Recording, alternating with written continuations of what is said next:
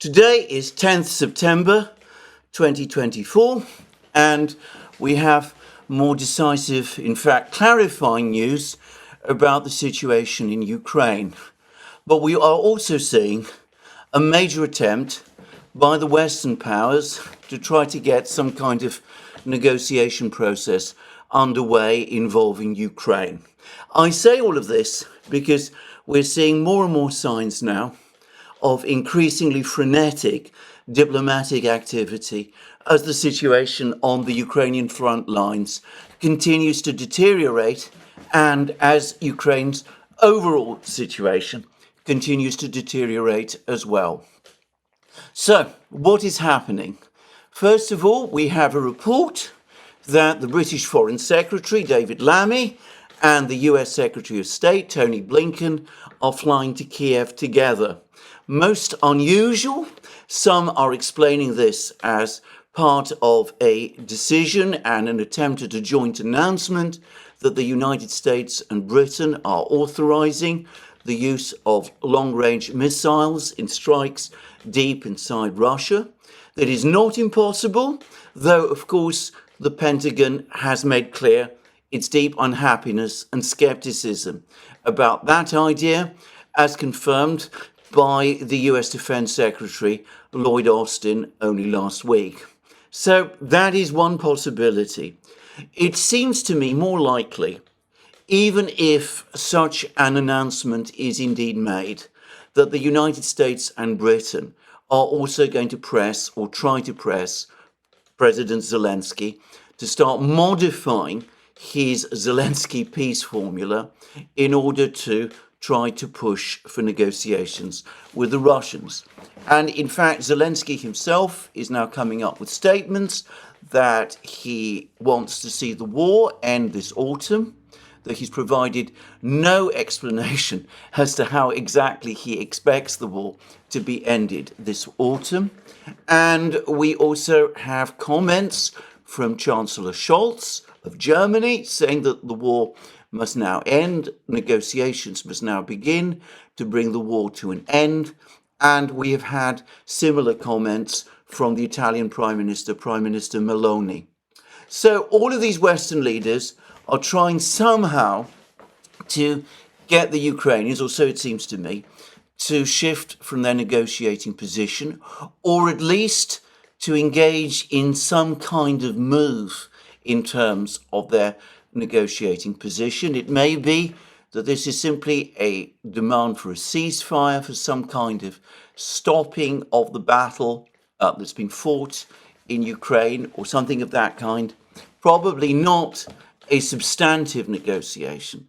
But anyway, this is the proposal that apparently, at least I'm guessing, is going to be made to Zelensky, and it is possible that the British and the Americans might say, or at least the foreign ministers of these countries might say, as I said, it seems to me clear that the Pentagon has different feelings about this, but the foreign ministers of Britain and of the United States might say that in return for Zelensky agreeing to drop at least to make some verbal concessions to enable negotiations to begin, the British and the Americans will take the decision which up to now they have consistently resisted, or at least the Americans have resisted, of authorizing missile strikes inside Russia. So it's not impossible that that announcement will come, and if so, I suspect it will come alongside proposals or demands that there should be a ceasefire. We will come to the Russian reaction shortly, but it's important again to make clear that all of this activity is connected with the deteriorating situation for Ukraine on the battlefronts, and a growing understanding on the part of the Western powers that this deterioration is irreversible, that there is nothing that the United States and Britain or NATO short of going to war against Russia themselves, can do in order to reverse this. So there we are. That's what I think we're probably going to see over the next couple of hours. Now, as I have discussed in recent programs, and as we've also discussed in the Duran, Alex Cristoforo and I, there is at least some analogous pressure from the Indians and the Brazilians specifically upon the Russians to begin negotiations as well.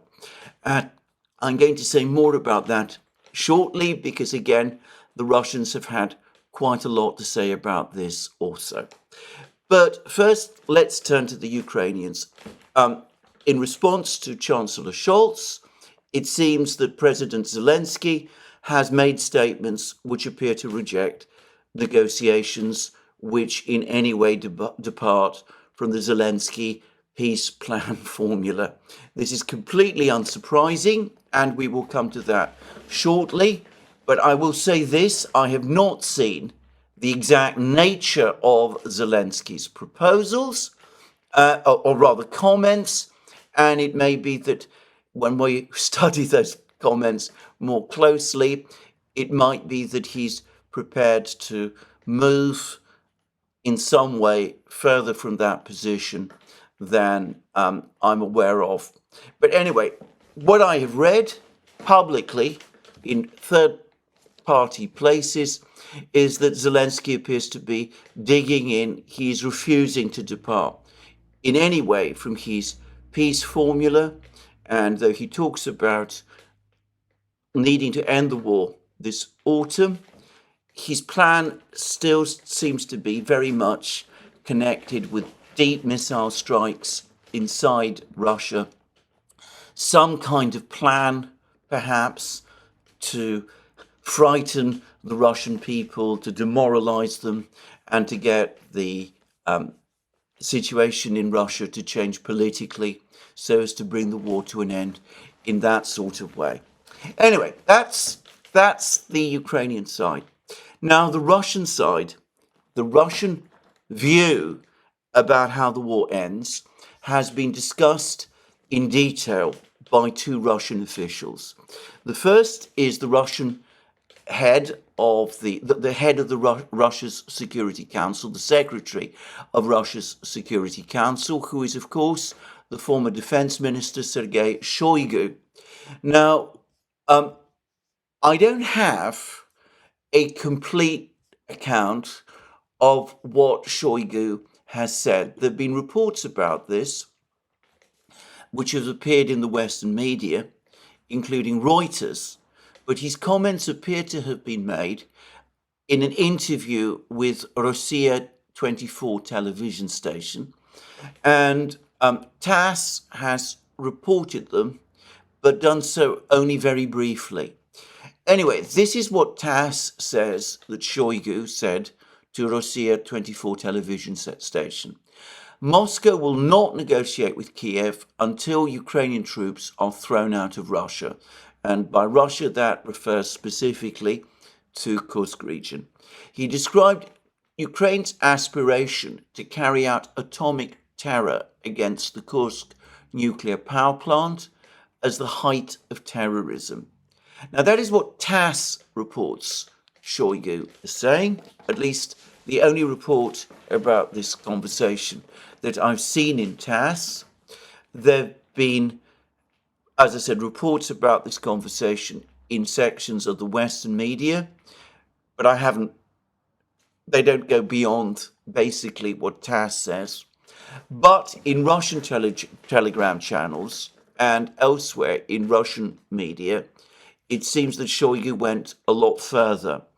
And he apparently confirmed that the objective of the Kursk offensive was the capture of the Kursk nuclear power plant, and that this is what the Russians consider as an act of terrorism. And he specifically confirmed that the Russians are not interested in negotiations and will not engage the Ukrainians in negotiations until the Ukrainians have been driven out completely from Kursk region. he appears to leave open what might happen once the Ukrainians have been pushed out of Kursk region. Now, that is interesting, and I will come back to what that means or might mean later. But then we do have a much more complete set of statements from the Russian Foreign Minister, Sergei Lavrov. Now, these comments were made by Lavrov in Saudi Arabia, where he was attending a Russia Gulf Cooperation Council ministerial meeting for strategic dialogue, which apparently was hosted by, amongst other people, MBS, the Crown Prince of Saudi Arabia, who has now been formally invited to attend the meeting, the forthcoming BRICS meeting in Kazan. And I understand that he's indicated that he will indeed be coming. But anyway, what did Lavrov say? First of all, this was all discussed in the question and answer that followed certain statements, prepared statements that Lavrov made. And they were all comments that were addressed to Lavrov by the Russian media. And I will read the comments that Lavrov made in full, taking them from the Russian Foreign Ministry website, which has translated them unusually extremely fast. The Russian Foreign Ministry is often very slow in translating into English things that Russian officials, including Lavrov, have to say. Anyway, the question was asked. Moscow has repeatedly said that there could be no question of talks with Ukraine after their joyride in Kursk region. Has anything changed in recent days, given comments in this regard by Chancellor Scholz and Vladimir Zelensky? And then Lavrov replied as follows. With regard to the terrorist invasion to the Kursk region and the continuing terrorist attacks on facilities in other border regions, including Belgorod, I would like to draw your attention to what President Putin said at the Eastern Economic Forum on 5th September, when he described the liberation of Kursk region and the entire territory of the Russian Federation, where Ukrainian troops have gone on the rampage, as a sacred duty of the Russian armed forces. As for various peace initiatives, and the Russian Foreign Ministry puts the words initiatives in inverted commas, one of these that has been put forward by Vladimir Zelensky is well known and sets one's teeth on edge. It is an ultimatum, pure and simple. The fact that the West sticks to it means just one thing. They do not want to make honest agreements and seek to have Russia come closer to a situation where they will be able to declare that we have suffered a strategic defeat on the battlefield. They want to weaken their rivals, so we have never taken the Zelensky formula seriously and only marvel that there are still people ready to buy it. Of course, this happens under the West's pressure. Chancellor Scholz said it was high time to start talking. The German press and other media are hinting that the territorial issue will have to be solved based on the realities existing on the ground. But territories are neither here nor there. We just wanted the people who are an inalienable part of the Russian world and the Russian culture, language, history, and religion to be treated as human beings as required under international law, numerous conventions on human rights and minority rights, and primarily the UN Charter. The numerous ideas floating around the Zelensky formula usually start with the words that it is necessary to stop military operations and obey international law, meaning steps to ensure Ukraine's territorial integrity. International law is not only about territorial integrity. This is guaranteed to states whose governments represent the entire population living in this or that territory. This is a resolution passed unanimously by the UN General Assembly.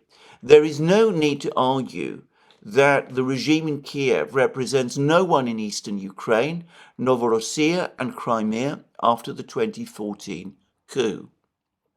The main thing is that the UN Charter urges everyone to respect the rights of any peoples, regardless of race, sex, language, or religion. This is the root of the conflict in Ukraine.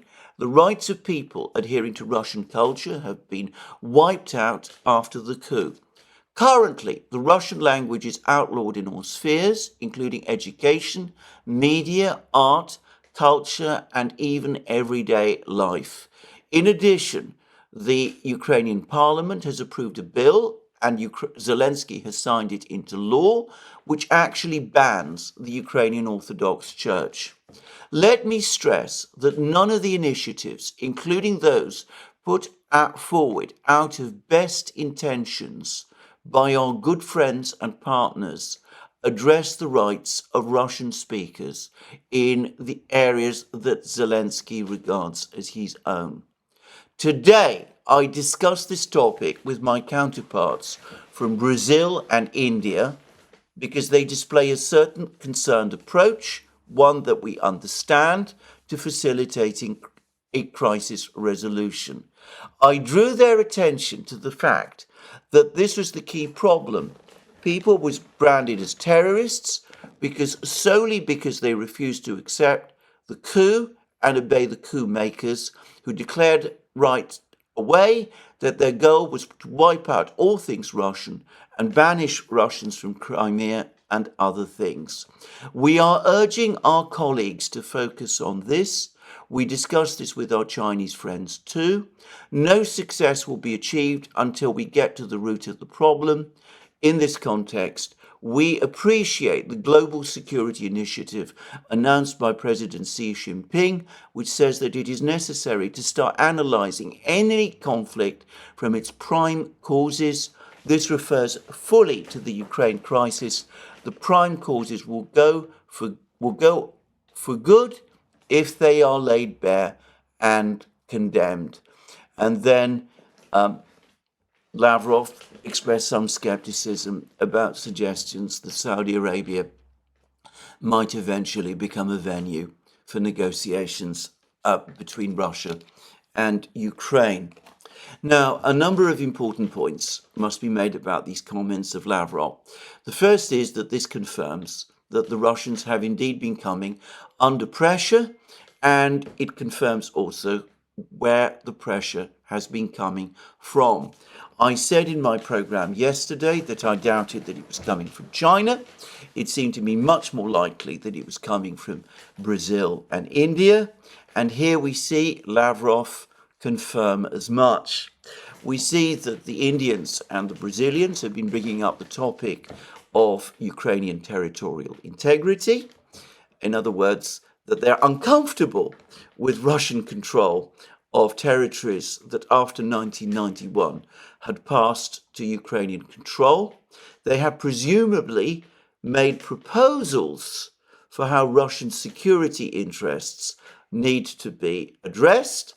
But Lavrov is coming back and saying this is unacceptable because this does not take into account the aspirations of the people who live in eastern Ukraine, who the Ukrainians have been persecuting and who do not want to be part of Ukraine. And one can also see that for the Russians, this is a sticking point, and that takes us back to Putin's proposals made back in June, a few weeks ago, in which Putin said that this is the fundamental issue for him and for Russia. And we see that so far as the Russians are concerned, these issues, this issue of the security and safety of Russians, and by the way, of Russia itself, is paramount. Particular lines on the map are less important than addressing this underlying question. Now, this does not bring up the topic of the Russian constitution or any of these things, because, of course, what Lavrov is talking, the Russian constitution, which prevents the Russians from ceding Russian national territory. And it's important to stress that from a Russian point of view, the 4 regions and Crimea are now Russian national territory. But of course, what Lavrov is doing here is that he's talking to the Indians and the Brazilians. He's trying to tell them, look, what you're saying, what you're demanding is unreasonable. We're not engaged in a territorial grab. This is not what we're about at all. We've been pushed into this because a regime took power in Kiev, which is a regime that came to power through a coup that not only threatens us, but which violated the entire basis upon which the concept of territorial integrity is constructed, and which is set out in the UN Charter, which is that they have violated, they have trampled on the rights of the people that they could claim are their own. And Lavrov says, and by the way, he has a certain amount of legal theory on his side about this. I'm not going to get into a huge discussion on this topic, that when a country persecutes a section of its population in the way that Ukraine has done, then it can no longer insist on territorial integrity, on its territorial integrity, on its right, in other words, to maintain control of its entire territory within its previous borders. So it's an interesting position from Lavrov, and it gives us an insight into the kind of discussions that are taking place between the Indians and the Brazilians and the Russians at this time. Note also that Lavrov is making a careful distinction between what the Indians and the Brazilians are saying and what the Russians are. So, where are we? What does all this mean? We can see that the Ukrainians and the Russians are being pushed towards negotiations. The Ukrainians have been pushed towards negotiations because their Western allies are worried that they're losing the war and that the situation there is turning catastrophically wrong. As is always the way, the Western powers think that they can propel negotiations forward, the way towards negotiations, by a further escalation, possibly by providing Ukraine with permission to use long-range missiles against Russian territory, which of course means the United States and Britain facilitating attacks with long-range missiles by Ukraine against targets inside Russian territory. By the way, I should say that whenever this topic gets discussed in the British and American media, it's taken as axiomatic that the Storm Shadow and ATACMS and JASSMS missiles will be operated exclusively by Ukrainians. And every single commentary that I've seen on this topic, which advocates these attacks on Russian territory, ignore Putin's comment that these attacks would be impossible without the direct involvement of British and American technicians, because without that involvement, the missiles would not be able to operate, and they are for that reason an act of war. I've never seen a single article in either the American or the British media that concedes that fact, or which even argues against it. Anyway, there we are. So both sides are coming under pressure. The Anglo-Americans appear keen, or some of them do, to try to facilitate talks through further escalation. The Brazilians and the Indians are more likely, in my opinion, maneuvering for political space in advance of the summit meeting, the BRICS summit meeting in October. They want to protect their position from criticism in advance of the fundamental concessions, or rather not concessions, the fundamental steps that are being prepared to set up the global trading and financial system, which is due to take place at the BRICS summit meeting in October. But both sides are under pressure, and they're responding to that pressure in, as far as I can tell, different ways. The Ukrainians are openly resisting the pressure of their allies. They appear to be still insisting on the Zelensky formula.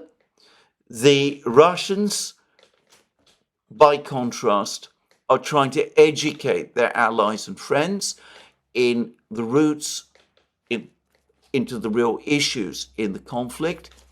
And interestingly, they're also pointing out to the Indians and the Brazilians that the Chinese agree more with the Russians about this question than with them, that the Chinese have developed a more sophisticated and nuanced understanding of this conflict than the Indians and the Brazilians have done. Note, however, that neither the Russians nor the Brazilians, neither the Russians nor the Ukrainians seem to be particularly keen on negotiations at the moment, though the Ukrainians presumably would seize at a ceasefire, because from their point of view, or at least some Ukrainians would, because from their point of view, a ceasefire would extricate them from what appears to be, from what is in fact, a gathering military disaster. Now, there have been two quite exceptional pieces that I've received, or rather read, over the last 24 hours. One is by Eve Smith, which is, I'm going to say this, it's written in Naked Capitalism. It is, in my opinion, the single best article that she has written amongst the whole series of completely outstanding articles that she has written over the last few months about the conflict in Ukraine. The other is a private email I have received from someone. I say a private email. It has, I think, been circulated to a number of people. It discusses a program about the negotiation trap that Medvedev has been talking about, that the Russians are having to navigate around, at least according to Medvedev. And I have been tempted to identify the person who has sent me that email, but since it is a private email, I'm going to resist the temptation of doing so. Let's turn first to Eve Smith's article. And one of the key points that she has made, that she makes in this article, which to my knowledge has never been made by anyone else before, though it is factually true and is important and is in fact obvious, is that the Russians repeatedly say that they are open to negotiations, but they never seek them. They don't actually seek negotiations.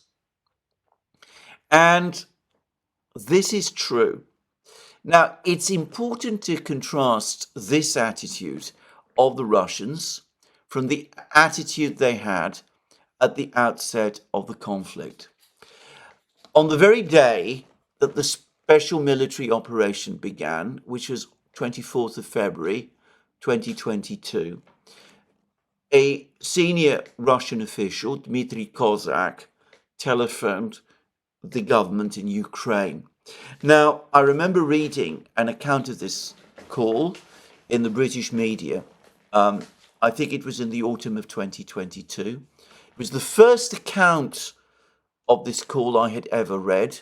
I was deeply skeptical about it because it spoke about Cossack demanding Ukraine's immediate unconditional surrender and being told by the Ukrainians to get lost. And this seemed to me so much at variance with the negotiations that took place and which ended in the draft agreement that was reached in April 2022 in Istanbul, that I assumed that the entire story of a call by Cossack to the government in Kiev was simply untrue and it had just been made up. Well, it turns out that Cossack did in fact call the Ukrainians on that day, and he did so on Putin's authority. But he did not demand Ukraine's unconditional surrender. The British account has misrepresented the conversation. What Cossack did was suggest to the Ukrainians negotiations, direct negotiations between themselves and Russia, with the Russians setting out what their objectives in those negotiations were, the most important of which was neutrality, Ukraine's neutrality, its status outside NATO. And the key thing is that the Ukrainians agreed, and negotiations took place in Belarus and eventually in Turkey, involving a whole procession of mediators, Lukashenko, Naftali Bennett, Erdogan, and as we all know, in April 2022, these negotiations came very close to an eventual agreement, which then, of course, almost immediately fell apart. So that was the Russian position then. At that time, the Russians were seeking negotiations, and the Ukrainians for a time appeared to agree. Subsequently, from that time on, from the moment when the negotiations in Istanbul fell apart, when over the course of summer of 2022, the Russians realized that the Ukrainians were going back on what had been agreed in Istanbul, the Russian position changed. And from that moment, they started to say that whilst they are not excluding negotiations, whereas they're not rejecting negotiations, they're not seeking them. They've not sought negotiations from the Ukrainians at any point since that time. It is for the Ukrainians to come back and to return to negotiations, which must begin where Istanbul left off. That has been the Russian position ever since. And the Russians have not shifted from it. And for the record, I don't believe they are going to shift from it. So we see a significant change of the Russian position from that time. We've also seen that the Western powers at that time, this is in spring 2022, summer 2022, did not want negotiations. Because, as Lavrov has just said in this interview, in these comments that he has just made in response to those questions, what the West wanted was the defeat of Russia. They wanted to do something that they could represent as a strategic defeat. I'm quoting again from his exact words, as for various peace initiatives, of these that have been put forward by one of these that has been put forward by Vladimir Zelensky is well known and sets one's teeth on edge. It is an ultimatum, pure and simple.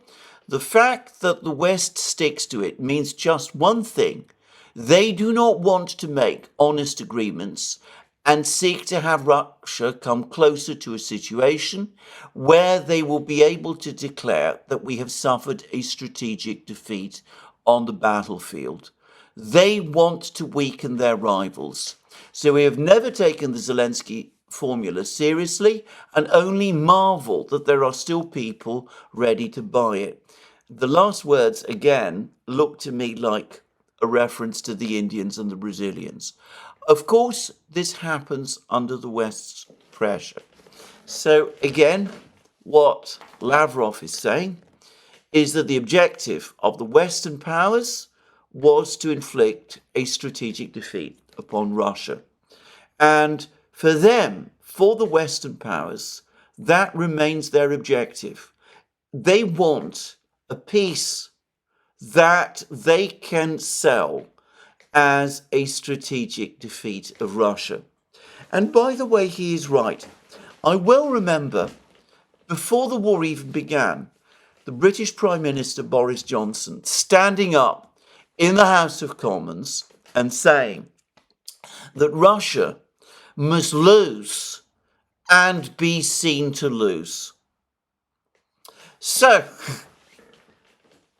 the converse of that, and a Russian national priority, and one which I think has been true ever since the summer of 2022, is that the Russians cannot afford to be seen to lose, which means in practical terms that they must be seen to win. This is essential for Russia's own self-respect and internal stability and for its own place in the world. So that already constrains the future of negotiations. Now, if, as has been suggested, the Western powers are now, or at least the Anglo-Americans, are now moving towards a situation of allowing or colluding in deep strikes on Russian territory, then given the logic of the Russian position, that is not going to push the Russians to negotiations. They will not want to be put into a position where they feel they have to negotiate. For example, because of Western missile strikes against them. On the contrary, they're going to harden their position even further and say that in light of that, the position is, as it has always been, that they must continue the war because Ukraine, as Putin recently said, as it is currently constituted, remains a standing danger to Russia and to Russian security and Russian territory. Now, I'm going to repeat what I said in my program yesterday. My own belief is that this complex period, when we're going to see all sorts of moves and counter moves to try to get some negotiating process underway, is not going to last very long. I suspect that once the BRICS summit is out of the way in October, the pressure on the Russians to negotiate will lighten, and from that time onwards, they will press forward with the war.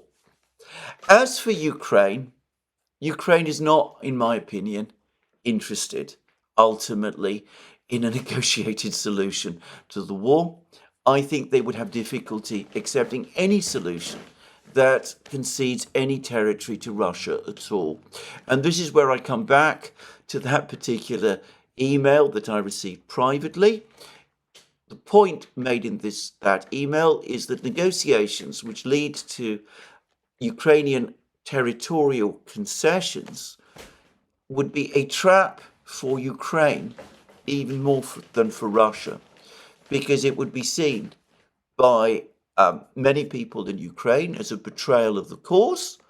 It would almost certainly trigger instability in Ukraine, and it would might create a political crisis there and put in jeopardy the survival of the Zelensky government. I can't do full justice to this email because, as I said, it is sent to me privately. But I think this is true. I think both the Brazilians and the Indians on the one side and the Western powers on the other are going to find that for quite different reasons, neither the Russians nor the Ukrainians at this moment are in a position to agree to a ceasefire or peace. I say quite different, but of course their own sense of self-respect, their own stability and viability as countries, or at least in Ukraine's case, the viability of the Ukrainian idea, national idea, probably hinges more on continuing the war. And in Ukraine's case, as this correspondent who sent me the email, I think rightly says, the temptation will be to continue the war anyway, even if things continue to go from bad to worse, in the hope that eventually either the support Russia is getting globally will finally collapse, which, by the way, I don't think is going to happen, or alternatively, that the Western powers will directly intervene on Ukraine's side in the war. I don't think the latter is going to happen either, but one can see why, if the Western powers are unwise and reckless enough to support Ukraine by giving, as they think, permission for Ukraine to conduct deep missile strikes on Russia, the Ukrainians might come away and start saying to themselves, well, the West always says no to whatever we ask, but in the end, it ends up saying yes.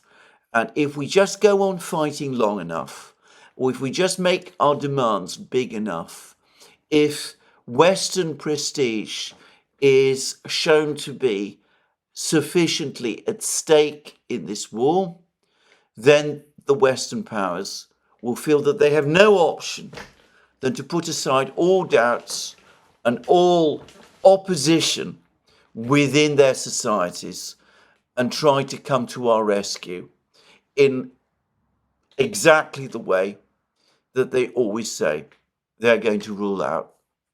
Well, that, I think, is where we stand in the diplomacy at the moment. Now, obviously, this whole situation bears careful scrutiny. I don't myself think that there's going to be a diplomatic breakthrough. I think from a Russian point of view, as Dmitry Medvedev said, a diplomatic breakthrough, negotiations at this time would lead to the Russians accepting outcomes that they don't want, and given that they feel themselves to be on the brink of victory, why would they want that anyway? Why would they, as many people in Russia would say, agree to have victory snatched out of their hands and be presented with something that the Western powers could call a defeat? So I don't think the Russians want negotiations. And for the reasons set out by my correspondent, ultimately, I don't think the Ukrainians want negotiations either. But having said that, you never know. Diplomatic processes can take strange turns. It's possible that something might happen. It's possible that after the election in November, things might change. I'm going to add, by the way, my own personal belief that whoever wins the elections in the United States in November does not have the same personal stake in the war that the current incumbent does. And in either case, both of them will be looking for either of them will be looking for some way to distance the United States from what each of them at some level probably understands is a debacle. Donald Trump, in my opinion, is in a much stronger position, both mentally in terms of his acceptance of this reality and institutionally in the sense that he has much more support from his party and his electoral base to make the necessary break. But I suspect that even his opponent probably will not be as committed personally and viscerally as the current incumbent is. But anyway, we will just have to wait and see what happens, but the negotiation remains, the possibility of negotiations, in my opinion, has never been stronger than at any time since the collapse of the Istanbul discussions in April, and where we're heading on that front, we'll just have to wait and see. Now, I just want to finish with Eve Smith's various other points. And again, she correctly points out that if there aren't going to be negotiations, and if the Western powers are not prepared to make the necessary concessions, and she explains, in my opinion, better than anyone else has done, why the Western powers will never, for example, agree to any kind of outcome, will never formally agree to any kind of outcome which precludes Ukraine joining NATO, which is for the Russians an absolutely central demand. In light of all of that, she makes the completely valid point that the Russians, again, need to start thinking about what their perspective of the end game is going to be once they achieve a full military victory. And incidentally, one of the most interesting things in the article is a footnote in which there's a discussion of why the Dnieper River would not be a practical barrier between Russian-controlled Ukraine in the east and presumably pro-Western Ukraine in the west. And this is that quite apart from the fact that the Dnieper is an absolutely essential artery and that all the various important cities located on West Bank Ukraine, including Kiev itself, if the Dnieper became a frontier, would be cut off from their heartlands and would go into rapid decline. Even putting that aside, there is the fact that without careful management of the water system of the Dnieper, most of Ukraine, much of what is today Ukraine, especially including most of central Ukraine, west of the Dnieper, would see a radical deterioration in soil conditions, which would become much more swampy, because they would find themselves part of what was in that case, an uncontrolled floodplain. So someone needs to control both banks of the Dnieper in order to prevent that happening. And realistically, it has to be the Russians if Ukraine is going to be defeated in the way that the Russians say. But then the question comes, what are the Russians going to do? And about that, I agree. I, for one, am no wiser. I don't know what the Russian endgame here is, or what it's going to be, or whether Putin has himself given any thought to the matter. Though I would say that it would be a mistake to underestimate the various planning agencies in Moscow, which have shown over the course of this conflict their extraordinary ability to develop plans and mobilize resources and execute them if they are confronted with a problem that they need to solve. So anyway, let's move on from there and let's now look at the military situation, the actual military picture. Now, before I do, I think that, and this is to some extent touching again on Eve Smith's article, but also on various other comments that many people have made. One of the things that was most disturbing about that joint press conference of the Americans and British intelligence chiefs is that they again seem to be drifting back to the terrible idea of an insurgency against the Russians in Ukraine. I've discussed many times why I think that would be a terrible idea. But it does, of course, bring us back to the question of the sort of resistance that the Russians might face if they were to advance deep into central and western Ukraine. Now, one thing I have to say, and it's important to remember, is that prolonged resistance after a war, when one side has been defeated, tends to happen, at least in my experience from my historical knowledge, when victory has come relatively fast. That is what happened in Iraq, for example, after 2003. Saddam Hussein's regime collapsed after just 3 weeks, but there were tens of thousands, hundreds of thousands of armed men still in Iraq. They felt that they hadn't really fought in the war. They were embittered and angry, and very quickly they organized themselves into an insurgency. Prolonged attrition wars, which grind down opposition, once they have ended in the total victory of one side over the other, seem significantly to reduce the prospects of prolonged resistance taking place once the war is over. That, it seems to me, is the lesson of several such wars. The war between North and South in the United States is one example. The war that the Russians fought and won against the jihadi fighters in the Caucasus is another.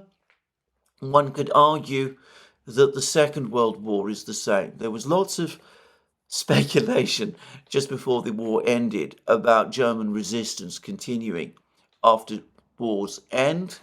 And I think it's now recognized that a certain low-level resistance did take place, but it hardly amounted to anything. And of course, following their Clausewitzian principles, it is that long, grinding attrition war that the Russians have conducted.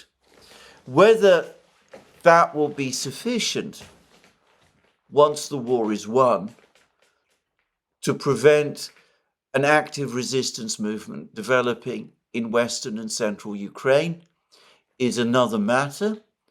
Only time will tell.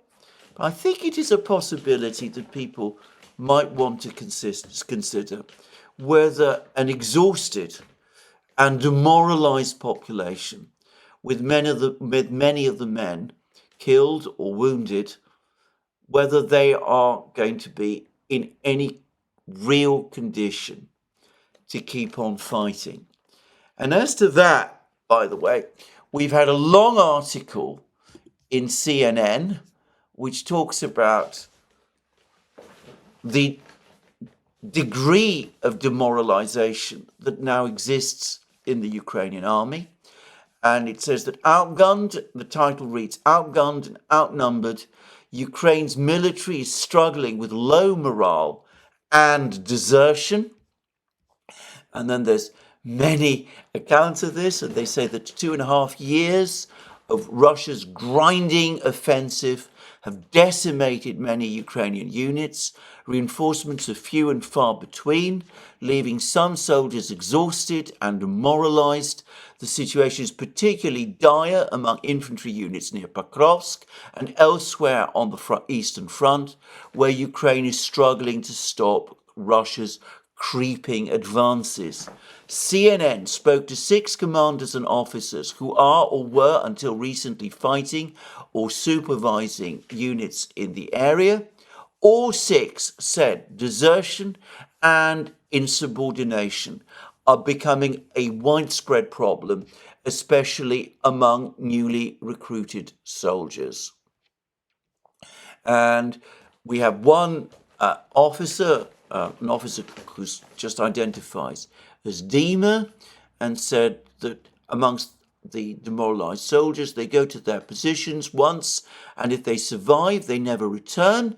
They after leave their positions, refuse to go into battle, or try to find a way to leave the army. And it's accepted that discipline problems began way before this. Ukraine went through an extremely difficult patch during last winter and spring. And then, of course, it's delayed on Congress's delay in providing Ukraine with military supplies. I'm a bit skeptical about this claim. But then it seems that the situation is becoming just as bad now as it supposedly was then. In fact, possibly it's even worse. And several commanders told CNN that many officers would not report desertion and unauthorized absences, hoping instead to convince troops to return voluntarily without punishment.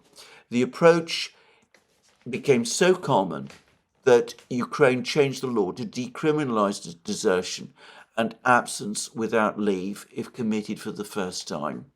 Threats will only make things worse. A smart commander will delay threats or even avoid them, according to one officer. And they also describe other situations. Ukrainian soldiers paint a grim picture of the situation. This is in the area of Pokrovsk.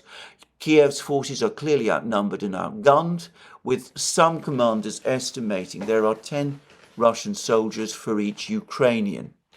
And they also appear to be struggling with problems of their own making. An officer from a brigade, who asked for his name to be withheld, told CNN that poor communications between different units is a major problem here. There have even been cases of troops not disclosing the full battlefield picture to other units out of fear it would make them look bad. Anyway, we can go on with this. It's a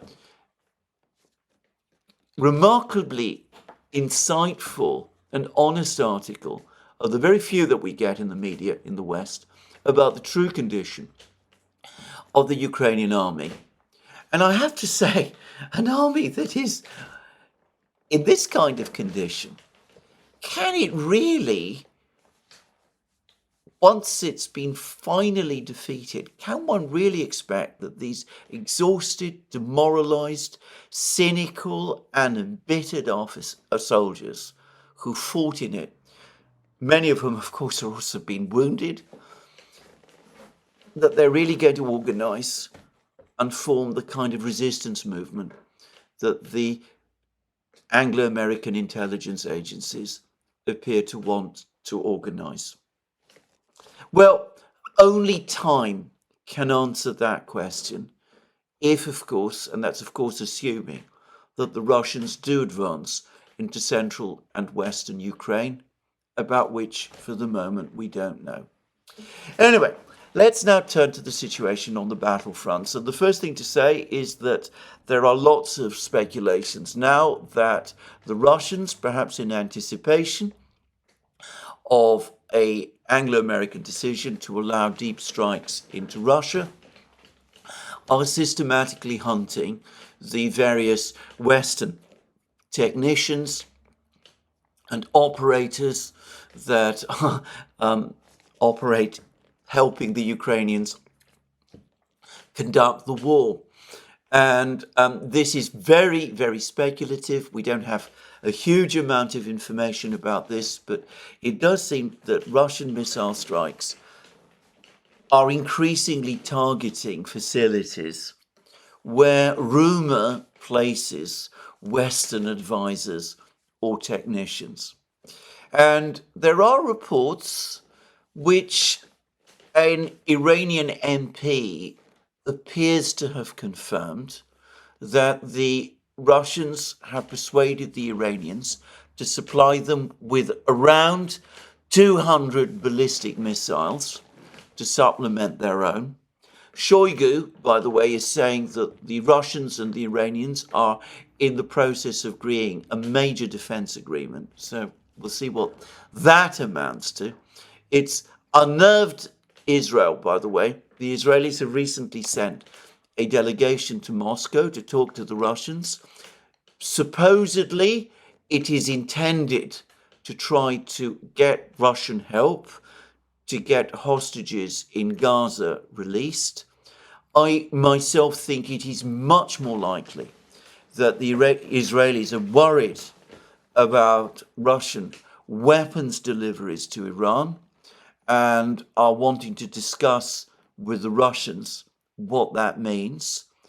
I say that because I cannot see what the Russians can do beyond what the Americans and the Egyptians and the Jordanians and the Saudis and all of these people are doing to get Hamas to release those hostages.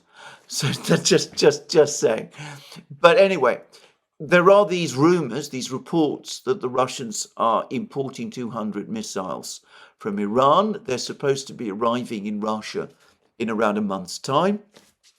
Russia itself produces ballistic missiles in huge numbers, so it's not quite clear why the Russians would need to import these missiles from Iran. We've discussed this topic in a program which will be appearing on the Duran shortly, but we've discussed the possibility that what is really going on is that the Russians are providing Iran with air defense systems, and since there's still uncertainty as to how the Iranians are going to pay for these air defense systems, the Russians have agreed a swap and are accepting the ballistic missiles in return. But it could be that if the Russians are indeed out on a hunt to kill Western advisors and technicians in Ukraine, that they feel they need more missiles over a short period, and having 200 extra ballistic missiles might help them with that particular hunt. Now, I don't want to discuss this further. First of all, it's a subject that makes me uncomfortable. Also, I think that there is little reliable corroboration of it. There's a lot of rumor and discussion, but well, we will have to wait and see where it all goes. Anyway, about the situation on the battlefronts, we can say that the situation for Ukraine has deteriorated further in the last 24 hours. And we can start, I think, with the situation in Vuhledar. And here, in fact, the Russian Defense Ministry, has unusually, on a single day, reported the capture of 4 settlements across Ukraine. It's the 4 settlements in question are Galicinovka. This is the village to the south of Karlovka. It was captured several days ago, about a week ago, in fact. Grigorovka, we'll come to Grigorovka shortly. This is a place near Chasov Yar. Krasnogorovka, important place, and we'll come to that too. But then, in relation to Vuhledar, Vodyanoye. This is the village to the north of Vuhledar. Pictures have been published showing Russian troops there, Russian flags there, and the Russians do appear to have captured or confirmed that they have captured this village. But they haven't just captured Vodyanoye or Vdyanye, not sure how it's pronounced exactly, according to various Russian and other reports, but supposedly they've also captured a coal mine and perhaps the accompanying slag heap immediately to the north of Vuhledar. And there are some reports that they have also captured a coal mine and slag heap, another coal mine and slag heap, located northeast of Vodyanye, between Vodyanye and the village of Bogoyavienka, which is the supply base, the forward supply base for the Ukrainian forces in Vuhledar. And it's been suggested that if the Russians have captured this second coal mine and slag heap, then they are within fire control. They have fire control of the supply road from Bogoyavienka to Vuhledar. And in fact, they're very likely to be able to cut that supply road fairly soon, in which case Vuhledar is in effect in a cauldron. The Ukrainian troops there are trapped. So I'm not obviously in a position to confirm whether this other coal mine, whether either of these coal mines, well, in the case of the first coal mine, we have pictures that show the Russians in the buildings of the coal mine. There's some question about the slag heap.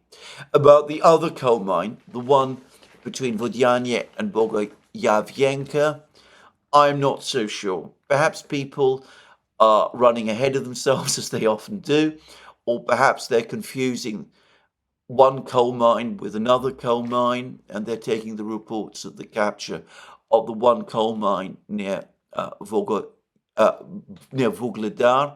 as confirmation that the coal mine in Bogoyavienka has also been captured. Who knows? But one way or the other, the Russians are going to capture this second coal mine soon.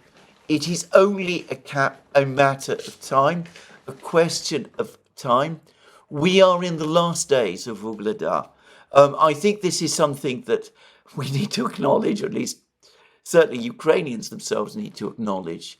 In fact, as I have suggested many times, the only rational thing, militarily speaking, for the Ukrainians to do at this time is to withdraw their forces from Vuhledar, move them across the fields and the road to Bogoyavienka, and try to escape. Bogoyavienka itself is almost certainly undefendable now.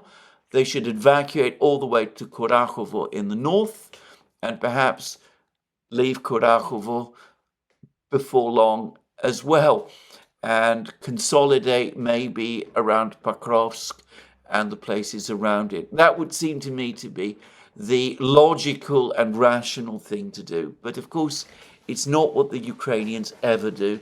On the contrary, they always seem to prefer to hold on and to fight as long as they can to the bitter end for any position.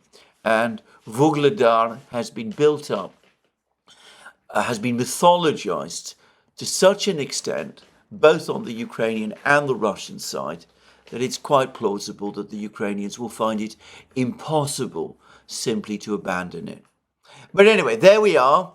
The Battle of Vuhledar, it seems to me, is now definitely in its final days. Now, the Russian Defense Ministry has also confirmed the complete capture of Krasnogorovka. Now, the Battle of Krasnogorovka has not taken very long. It started in earnest in March. We're now in September, but the main part of Krasnogorovka fell fully under Russian control in August. It's just the fact that there's been these two streets westwards that have caused the delay by the Russian Defense Ministry in announcing its capture.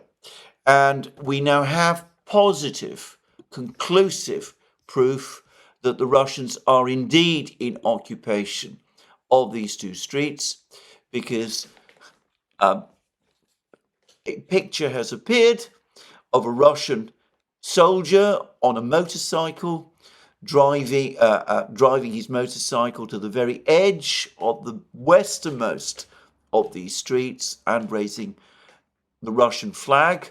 And there doesn't seem to be any sign of military activity, of bombing or FPV drones going on anywhere around him. And by the way, and for the record, most of Krasnogorovka, from the various pictures and films, appears to be intact. It's in sharp contrast to the situation in places like Marinka and Bakhmut and even Avdiivka, which were blasted into non-existence. This great fortified town close to Donetsk city, the last of the major fortified towns located close to Donetsk city, the place where most of the artillery that conducted artillery strikes on Donetsk city was located. It has fallen to the Russians without apparently excessive resistance, and despite the fact that I get the impression that the Russians never committed enormous forces to its capture. So anyway, Krasnogorovka has fallen, and here I think an essential point needs to be made again, and I've been making it many times, which is that the entire battle, all the way from Ukrainsk, all the way north to Pokrovsk itself, is in effect now one battle, because the capture of the whole of Krasnogorovka brings the Russian forces who've been pressing towards Krasnogorovka very close to the forward Russian positions in the village of Zelanye Pershe, and of course the Russian positions, which we are getting reports are located close to the town of Girnik, and which are currently storming Ukrainsk, and perhaps ultimately heading for Tsukurinye in what might be described as the Pokrovsk-Selidovo area of the battlefronts.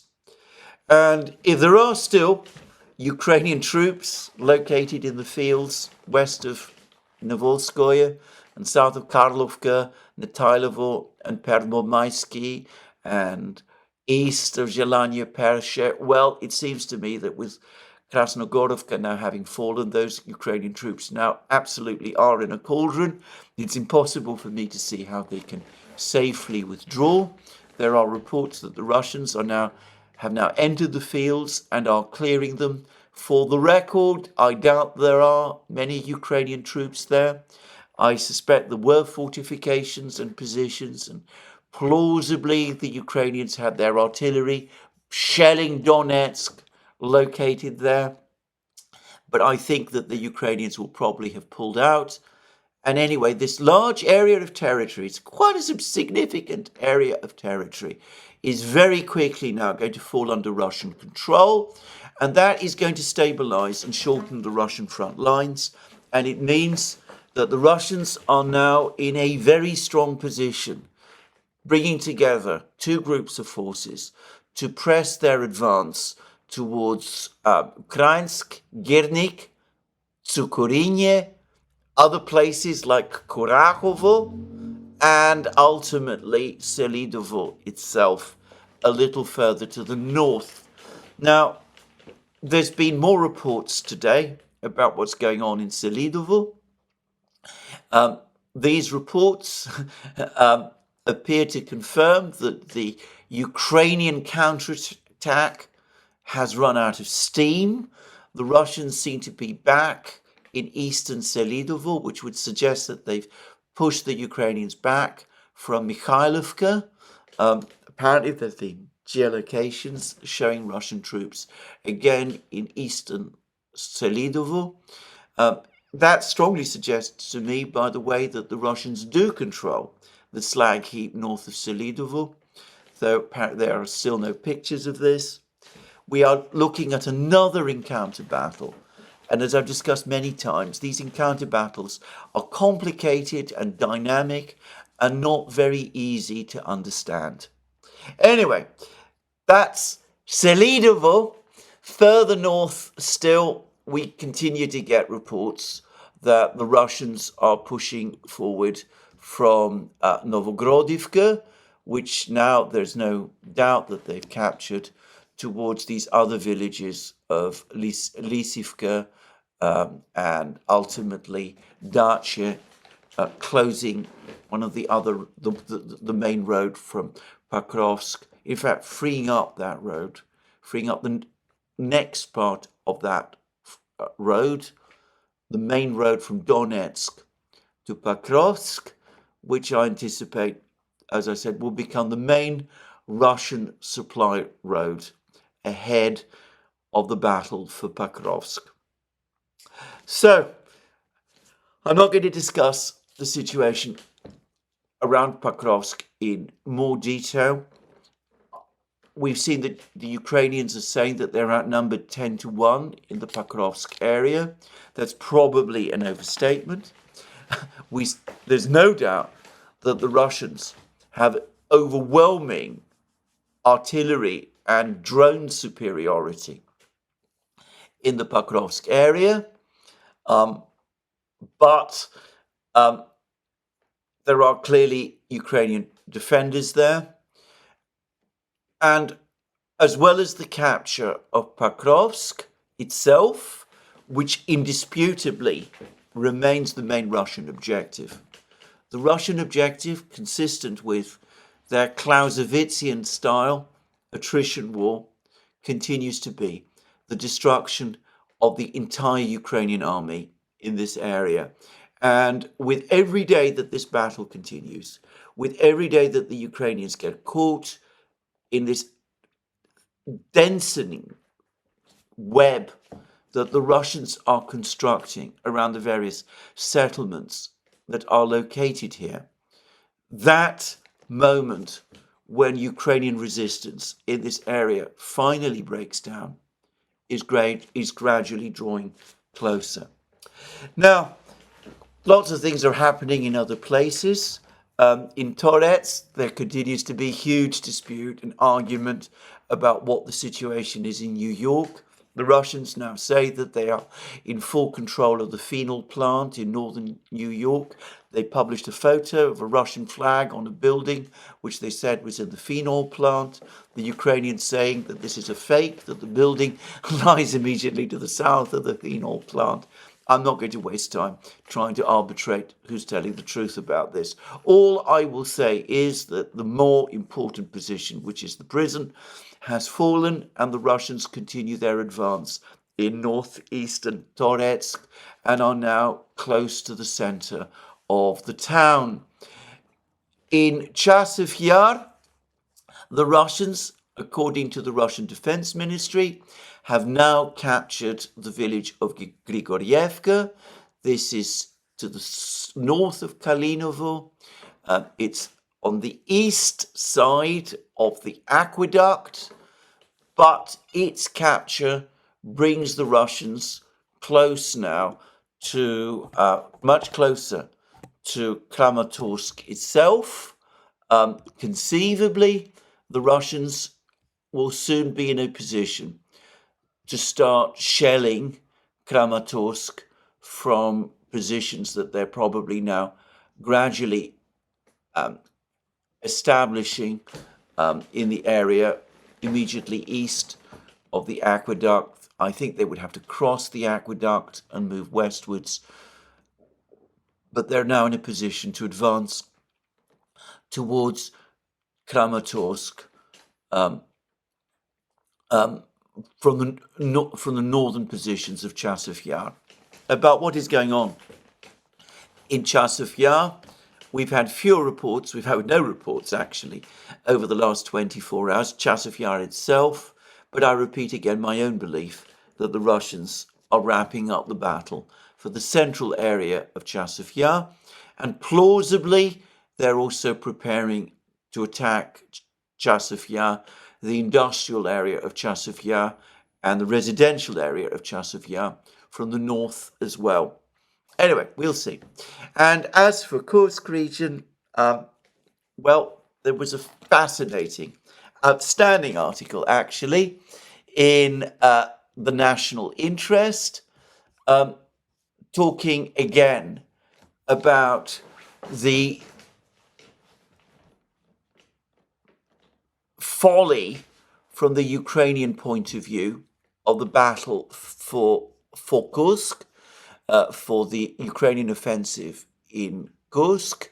Its title is Ukraine's Kursk Gambit, the End of Putin or Zelensky. And it says that Ukraine's surprise attack on Russia's Kursk region has been widely hailed as strategically brilliant. Kiev has turned the tables on Moscow. President Putin has been deeply humiliated. These are quotes from the Western media. The offensive will help end the war on favorable terms for Ukraine. It could even lead to a Ukrainian victory. And then the article goes on to say, these plaudits were premature, and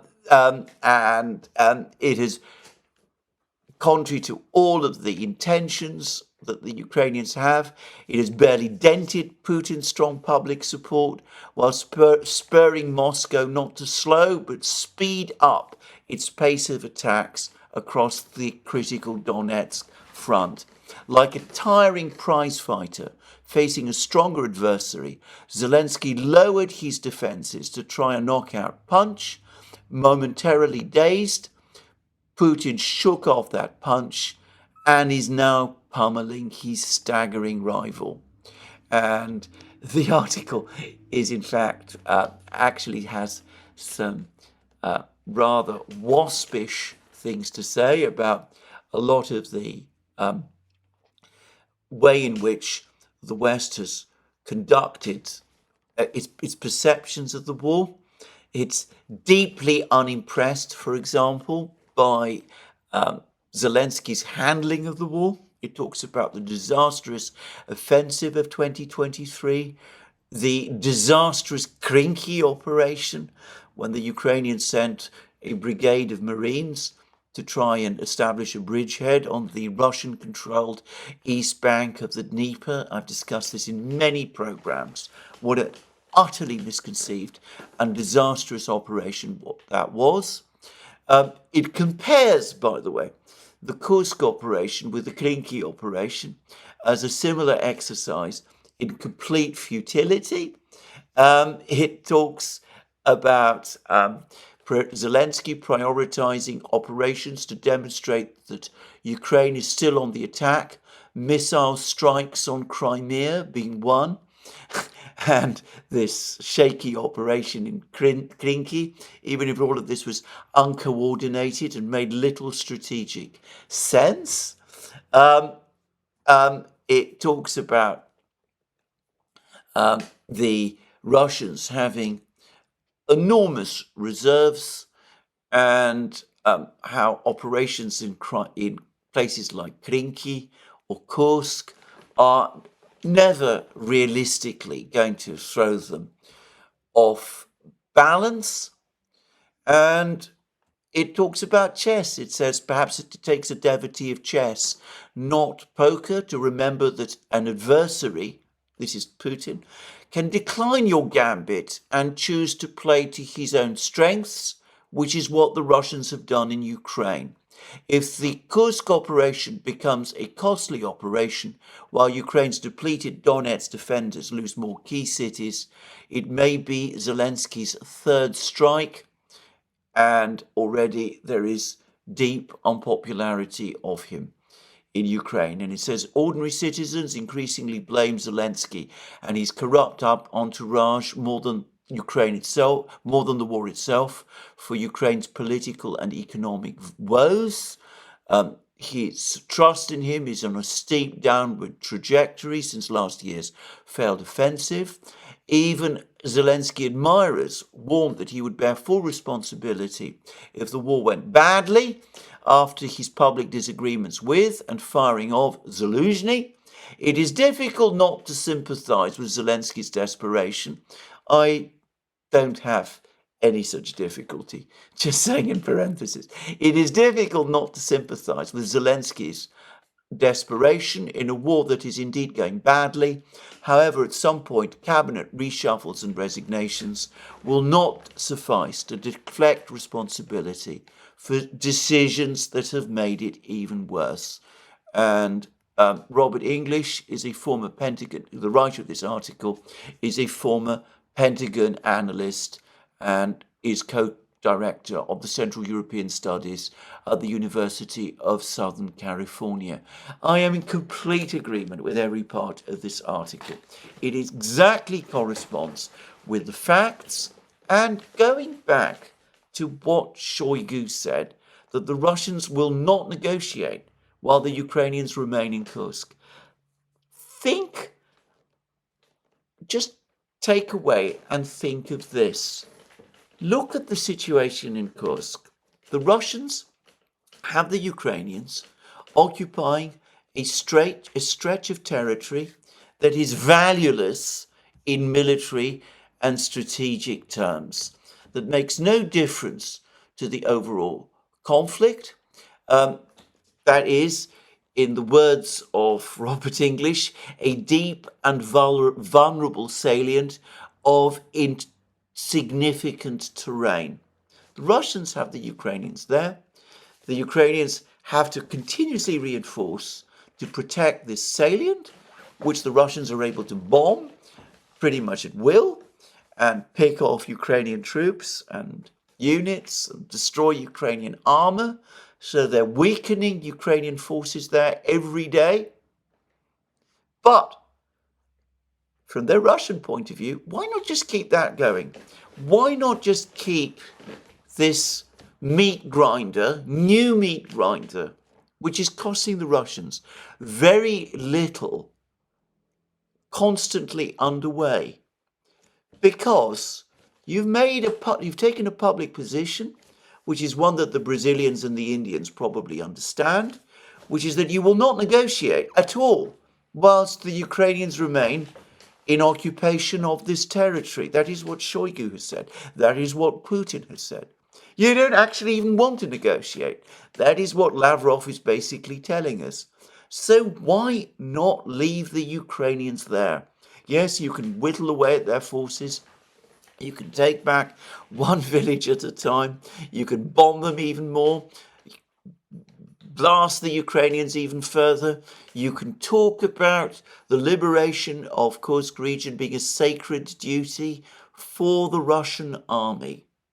But it's actually in your interests to leave them where they are, because you're achieving two objectives at one and the same time. You are weakening the Ukrainians further and preventing them from concentrating on the defense of Donbass, where you're about to win the biggest battle of the war, and at the same time, you are reducing the pressure on you to negotiate at a time when it is not your choice to negotiate, but rather instead to continue the war. So, on that note, I'm going to finish my program today. More from me soon. Let me remind you again, you can find all our programs on our various platforms, Locals, Rumble and X. You can support our work via Patreon and Subscribestar, links under this video. Don't forget to check out our shop, where you'll find all sorts of amazing things. And last but not least, if you've liked this video, please remember to tick the like button and to check your subscription to this channel. That's me for today.